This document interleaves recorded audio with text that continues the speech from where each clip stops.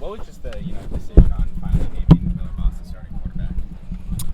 We just felt like we got to a point where we had seen enough of the guys, and just felt like that was the right decision for the team. And it was close. It was close. Give Miller a lot of credit. I think he improved and handled the competition well.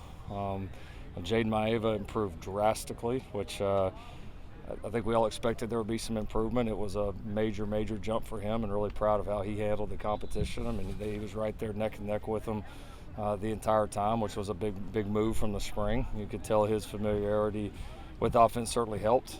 Jake Jensen continues to do some nice things. Has been a just great guy in the room, but just consistently Miller was still the best, and still the guy that we feel like gives this team the best chance to win and play well. And he's built off the momentum from the bowl game and from spring, and I think is playing at a high level and has done it very consistently. And I think it's his consistency every day as a player, as a leader, operating the offense that is certainly part of what makes him the player that he is. If Miller ever wasn't available for any reason, just how comfortable are you at this point with Jaden? Extremely. Stepping in? Yeah, extremely comfortable. I mean, I'd go play anybody with him the way that he practiced and competed, and he's a talented kid. He's got a really bright future here. There's no doubt about that. It was a great battle, and that's typically the rooms I've been in when there are great battles. It makes both guys better, and I think you could certainly say that about this competition. Right guard seemed like the other open battle the main open battle on offense.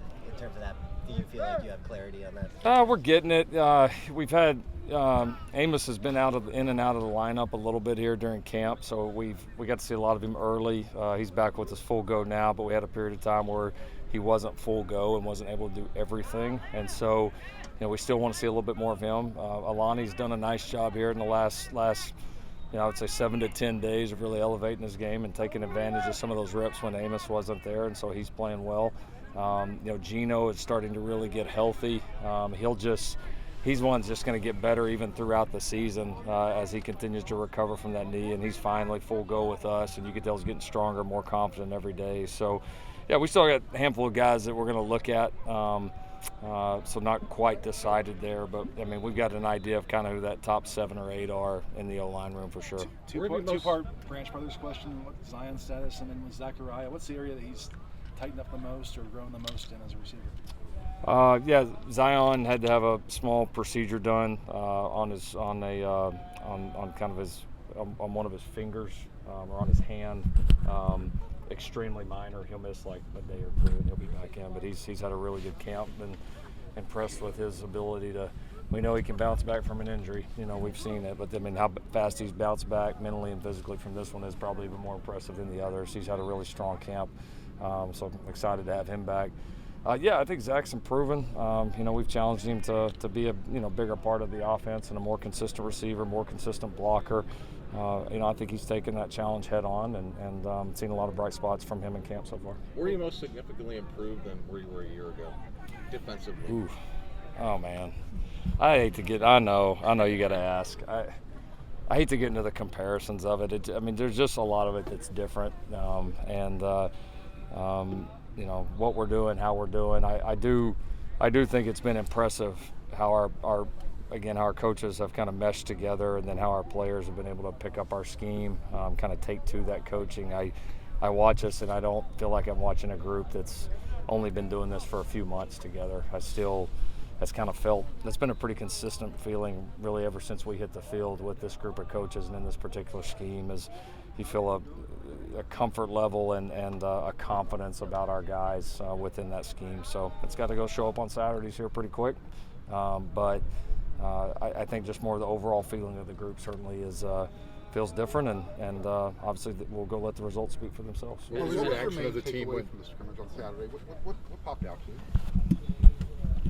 Well, we did a lot of situational work, and we certainly featured a lot of our younger players or guys that haven't played just a million reps, and the older guys got a lot of reps too. It was honestly just kind of like it's been before. It's the majority of our practices. It was a lot of back and forth. I think that's kind of how this whole camp has been. It's like it's not even really one team dominates a day very often. It's kind of this period and that period, and then this period it's back and forth, and so it has been very competitive. I think the you feel on the field the size difference in this team. You feel kind of the physicality, the battle at the line of scrimmage.